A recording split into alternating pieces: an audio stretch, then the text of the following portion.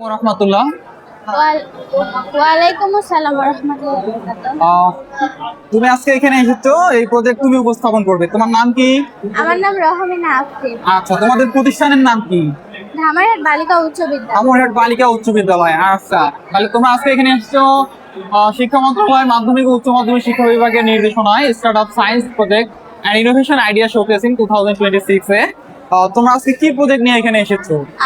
এটা হচ্ছে বায়ুদূষণ সম্পর্কে প্রজেক্ট। আচ্ছা, আমার এখানে একটা ফ্যাক্টরি দেখতে পাচ্ছেন। ফ্যাক্টরির আশেপাশের পরিবেশটা দেখুন এবং এটা হচ্ছে স্কুলের আশেপাশে দুইটার মধ্যে পার্থক্য আছে। আচ্ছা, তাহলে এই প্রজেক্টটা কিভাবে কাজ করবে এবং কিভাবে আমাদের উপকারে আসতে পারে সেটা তুমি বর্ণনা করো। আচ্ছা, তো এই ফ্যাক্টরি হচ্ছে যে দূষিত ধোঁয়াটা ফ্যাক্টরি থেকে বের হয়, সেই ধোঁয়াটা আমাদের পরিবেশের সাথে মিশে আমরা নানা রকম সমস্যার সম্মুখীন হই।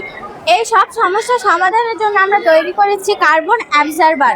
এটা ছাঁকনি বা শোষক হিসেবে কাজ করে। ফ্যাক্টরির কাজ এটা কালো দূষিত যেই ধোঁয়াটা আছে সেটা বের করে সাদা যেই ধোঁয়াটা সেটা আনবে।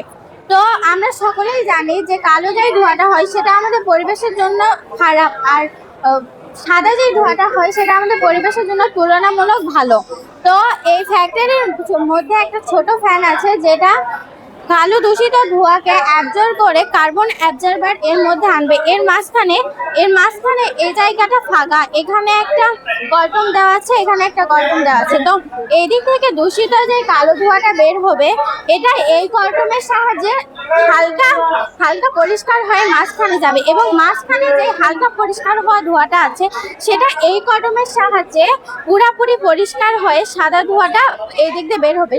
তো এটা হলো আবর্জনা। এই ফ্যাক্টরির যে আবর্জনা এখানে আবর্জনা ওখানে দেওয়া হবে না, এই যে আমরা যে পাইপগুলো এখানে ফ্যাক্টরির উপর ব্যবহার করছি এটাতে তো সরাসরি দূষিত কালো বায়ুটা বের হয়।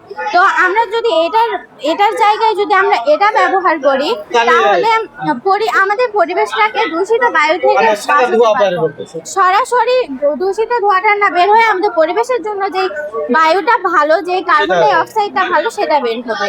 এটার কি ব্যবস্থাপনা? ওইটা হচ্ছে বজ্র যেই বায়ুটা, এটা আমাদেরকে ডাস্টবিন ব্যবহার করতে হবে যাতে এরা যেন ফ্যাক্টরির আশেপাশে আমাদের অবশ্যই ডাস্টবিন রাখতে হবে, যেন ডাস্টবিনের মধ্যে থেকে আমাদের এই যে হচ্ছে ময়লা আবর্জনা এগুলা তো পরিবেশের সাথে সরাসরি মিশে যাচ্ছে, কিন্তু ডাস্টবিন ব্যবহার করলে তো সেইটা আর হবে না। আচ্ছা, দ্বিতীয় প্রজেক্টটা আমরা এখন শুনবো আসলে এটা কিভাবে কাজ করে এবং এটা উপকারিতা কি, আমরা এখান থেকে কি উপকার পাবো আসলে। তো একটু আমাদেরকে তোমার পরিচয়টা দাও, তোমার পরিচয় দিয়ে তোমার প্রজেক্ট সম্পর্কে বিস্তারিত বলো। একটু ক্যামেরার দিকে তাকাও। আমি ধামরাইহাট বালিকা উচ্চ বিদ্যালয়ের নবম শ্রেণীর একজন শিক্ষার্থী। আজ আমরা আপনাদের সামনে এমন একটি প্রজেক্ট নিয়ে এসেছি যা ভবিষ্যৎ বিজ্ঞানের সবচেয়ে কঠিনতম পরীক্ষা নিয়ে কথা বলে। আমাদের প্রজেক্টের নাম হচ্ছে পারমাণবিক যুদ্ধ এবং পরবর্তী সময়ে মানব জাতির টিকে থাকার কৌশল। আমরা যখন একটি পারমাণবিক যুদ্ধের কথা ভাবি সর্বপ্রথম আমাদের মাঝে ভেসে ওঠে হিরোশিমা এবং নাগাসাকিতে ঘটে যাওয়া পারমাণবিক বিস্ফোরণের ভয়াবহতার কথা। আমরা এই প্যানেলে দেখেছি একটি পারমাণবিক বিস্ফোরণ। একটি পারমাণবিক বিস্ফোরণ মানে সকল জীবনের অবসান। এটি শুধুমাত্র একটি শহরকে ধ্বংস করে না, এই টনটন কালো ধোঁয়া বায়ুমণ্ডলের এমন উচ্চতায় পৌঁছায় যেখানে সূর্যের আলো পৌঁছাতে পারে না। যখন আমাদের এই উপরের পৃথিবী বসবাসের জন্য অযোগ্য হয়ে যাবে তখন আমরা কিভাবে বাঁচবো? এজন্য আমরা দেখেছি লাইফ ইন দা বাংকার, বাংকারের জীবন। বাংকারে বেঁচে থাকতে হলে আমাদেরকে তিনটি জিনিস নিশ্চিত করতে হবে। প্রথমে আসে হচ্ছে রেডিয়েশন শিল্ডিং। এই দুইটি হচ্ছে রেডিয়েশন শিল্ডিং, যেটি হচ্ছে একটি পুরো কংক্রিট দিয়ে ঘেরা যা আমাদেরকে তেজস্ক্রিয় কণা থেকে রক্ষা করবে। দ্বিতীয়ত রয়েছে ওয়াটার সাপোর্ট, যেটি হচ্ছে পরিষ্কার বায়ু এবং পানি আমাদেরকে নিশ্চিত করবে। এরপর রয়েছে এনার্জি সোর্স, যেহেতু সূর্য 8 থেকে 10 বছরের জন্য আলো দিবে না, তখন আমরা কিভাবে শক্তি ব্যবহার করব? এখানে আমরা দেখিয়েছি হচ্ছে জিওথার্মাল এনার্জি, ভূতাপীয় শক্তি, যেটি ব্যবহার করে আমরা মাটির নিচ থেকে শক্তি ব্যবহার করতে পারবো এবং এর শক্তি শুধুমাত্র কিছু নির্দিষ্ট দিনের জন্য নয়, এটি অনন্তকাল আমাদেরকে সূর্যের কাজ করে যাবে।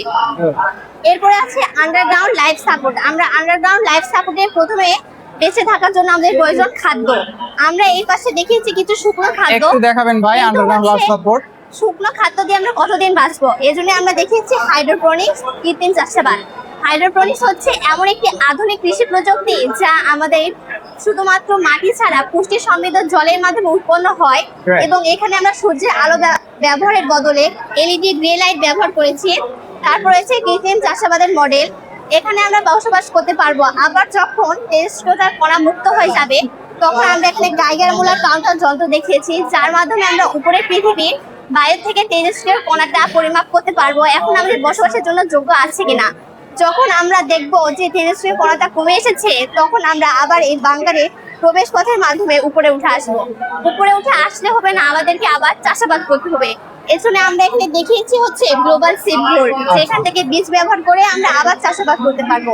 শুধুমাত্র এটি আমাদেরকে বিজ্ঞানের এমন একটি আবিষ্কার দেখায়। আগে আমরা ভাবতাম যে একটি পারমাণবিক যুদ্ধ মানে আমাদেরকে মরতেই হবে। এখন এই পদ্ধতির মাধ্যমে আমরা কমপক্ষে যতদিন থাকা সম্ভব 4 থেকে 6 মাস পর্যন্ত আমরা এখানে নিশ্চিন্তে থাকতে পারবো। এটি আমাদেরকে আমাদের মানব সভ্যতাকে আরো সামনের দিকে এগিয়ে নিয়ে যাবে।